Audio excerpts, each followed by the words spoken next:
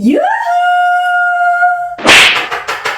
Anybody home? Suara kita disinari oleh kasih dan cinta. Dan buat kalian yang baru saja kesasar atau terdampar di channelku ini, aku si pembisik kartu. Aku tinggal di Belanda dan di Thailand. Dan buat kalian yang selalu dan masih setia support channelku ini, banyak cinta buat kalian semuanya. Gimana dengan penampilan Madam Siki? Udah kayak boneka kan? Oke.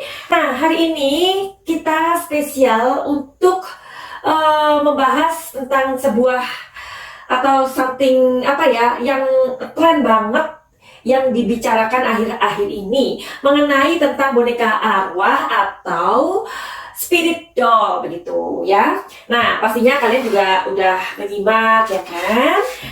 Jadi banyak sekali artis-artis di tanah air kita ini ya. Mereka rame-rame mengadopsi atau mempunyai bayi.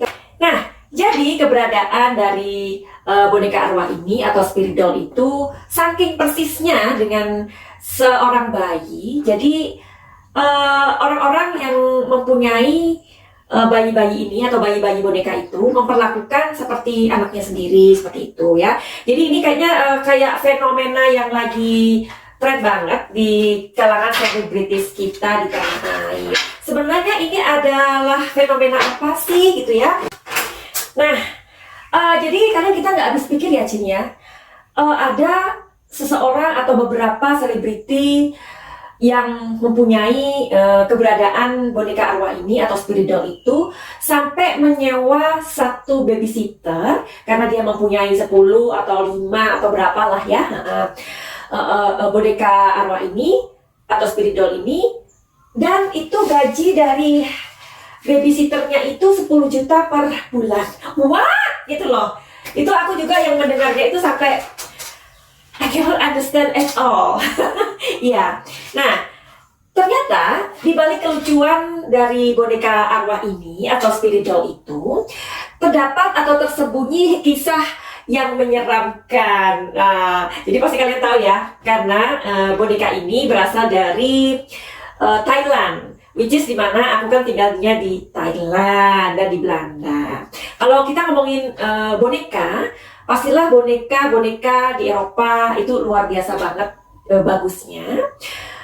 Di Thailand juga banyak sekali boneka-boneka yang lucu-lucu dan memang sangat mirip banget dengan bayi ya. Jadi kalau kalian bertanya, apakah Madam Suki tinggal di Thailand atau di Belanda mempunyai spirit doll atau boneka arwah itu? Jawabannya adalah tidak.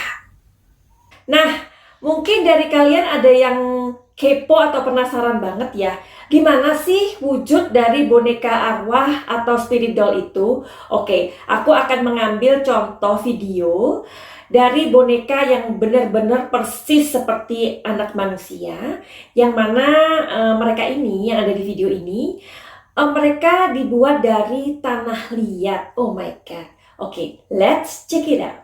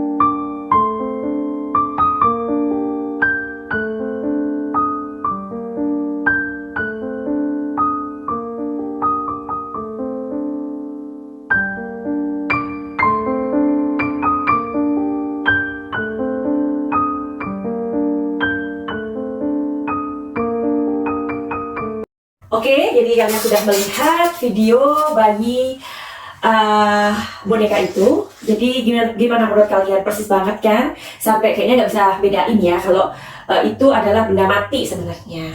Nah, dipercaya di dalam boneka itu terdapat arwah atau roh dari anak kecil. Aduh, ini memang mulai menyeramkan ya. Dan anak kecil itu atau arwah itu adalah tentu saja anak-anak kecil atau anak-anak bayi yang meninggal dunia pada saat mereka berada di rahim ibunya atau meninggalnya pas masih kecil banget gitu. Nah, jadi kalau kalian penasaran dengan nama dari boneka arwah atau spirit doll ini, kalau di Thailand kita menyebutnya Luc Thep gitu. Nah, keberadaan dari Luc Thep ini tentu ada yang cantik, sampai yang cantik banget, gemesin banget, tapi ada juga yang ngeri gitu loh ya, seperti apalah kayak mayat atau kayaknya mukanya itu. Nah, jadi kalau kalian tahu Chucky, tahu kan Chucky? Nah, ada yang seperti itu.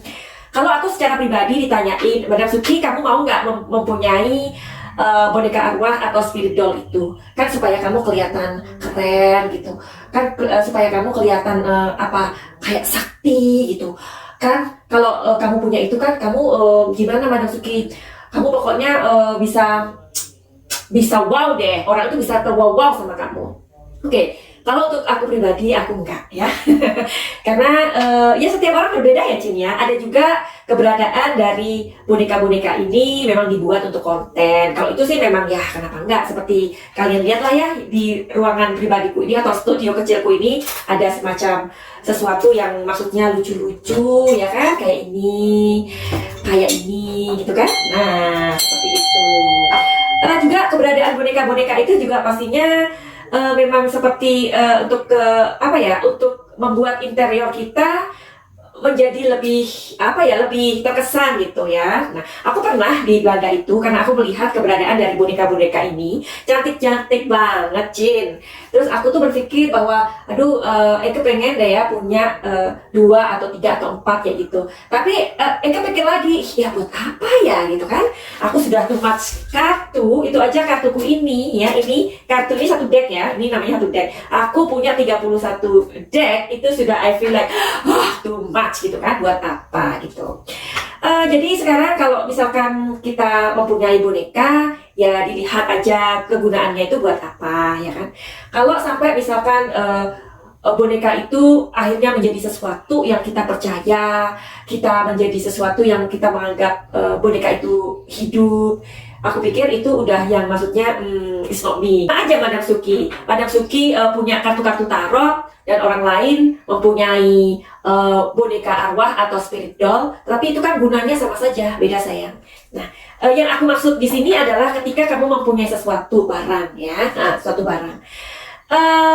Boneka itu kamu anggap dia manusia, kamu ajak ngomong, kamu ajak jalan-jalan, kamu ajak ngapa-ngapain aja pokoknya ya.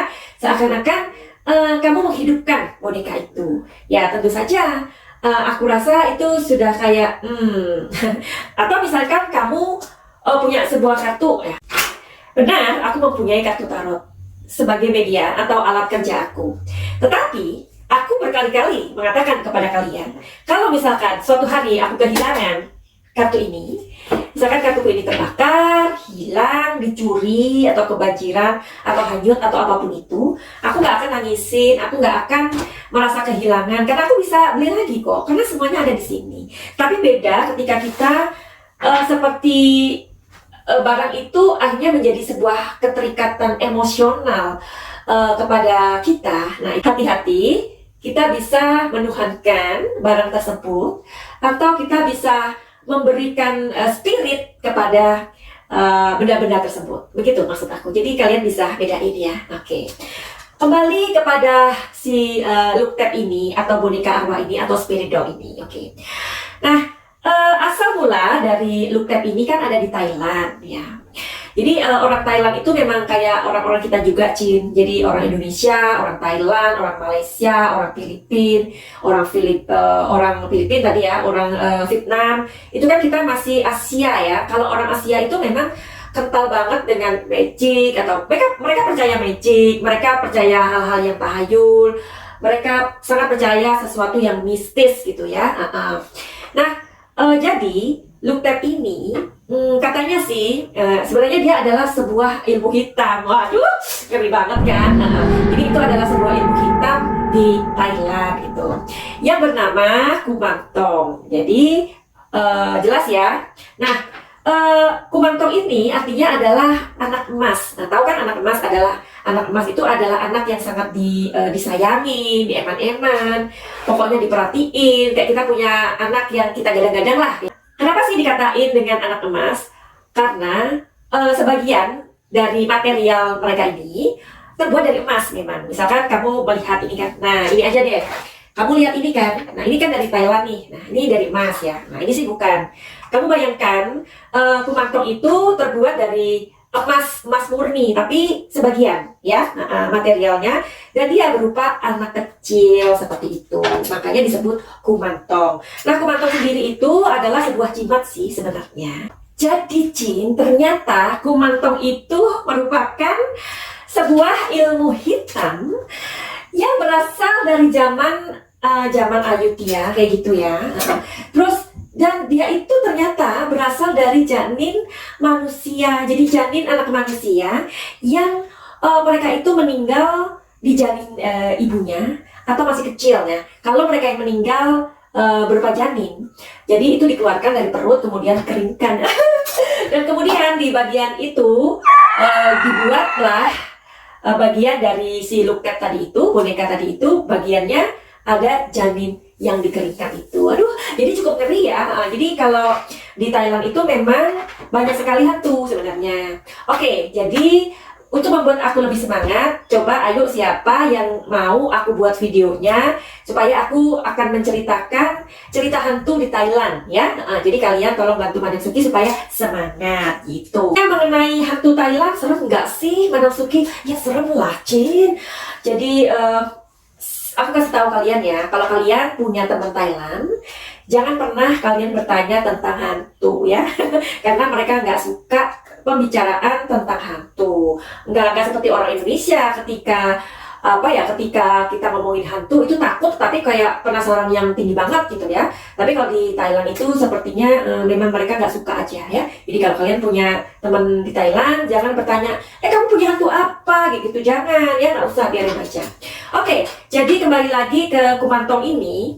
Tentu saja pembuatan dari Kumantong itu disertai macam-macam mantra begitu ya. Mantra tahu ya, ya. Kalian tahu artinya? Aku nggak ngerti. Jadi mantra itu memang gunanya untuk pemanggilan si arwah ini, si arwah anak kecil ini, untuk kemudian dimasukkan di boneka look tab tadi. Aduh ngeri. Tapi aku juga berpikir ya, kalau selebritis di tanah air kita itu mereka tahu bahwa si look tab ini adalah boneka arwah atau spirit doll yang dimasukkan arwah-arwah tersebut, yakni arwah yang berasal dari janin itu, kenapa mereka mau mempunyai itu ya, kayaknya kayak we could not understand gitu loh. Nah, jadi karena keberadaan itulah kenapa boneka itu di Thailand menjadi ilegal begitu.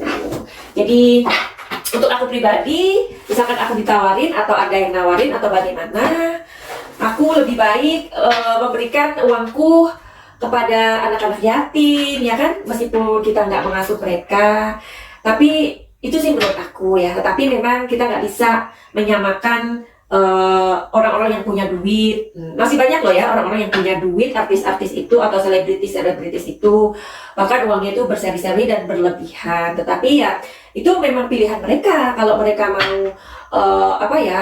mempunyai keberadaan boneka arwah atau spirit doll itu terserah mereka gitu ya. Jadi kita juga jangan menjudge bahwa oh dia punya spirit doll berarti orang itu tahayul atau istilahnya negatif thinking, jangan juga.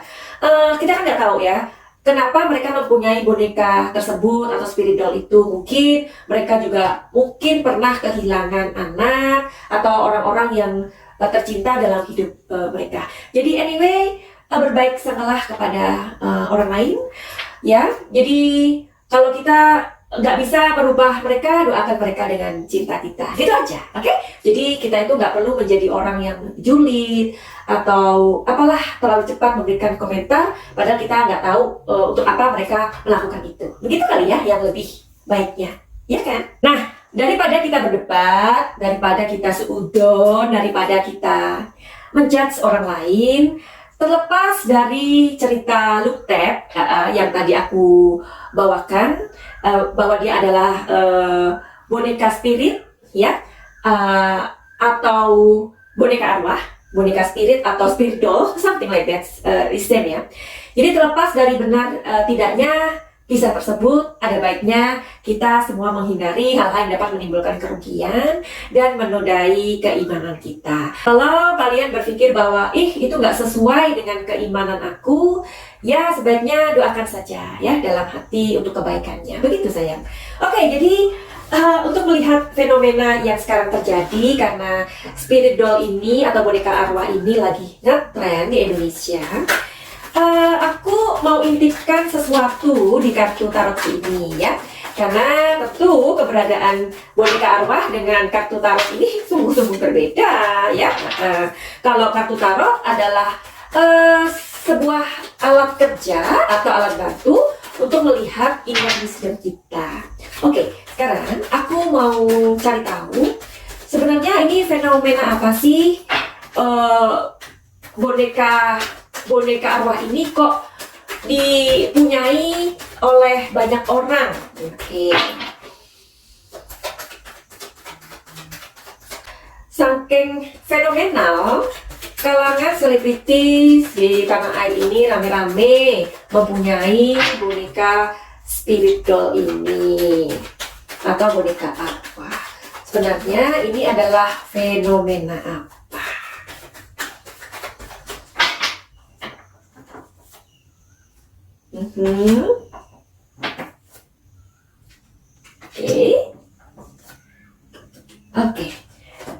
Oke, dari pembacaan reading tarot ini, kalian bisa terhubung dengan inner wisdom kalian sendiri yang aku akan bacakan.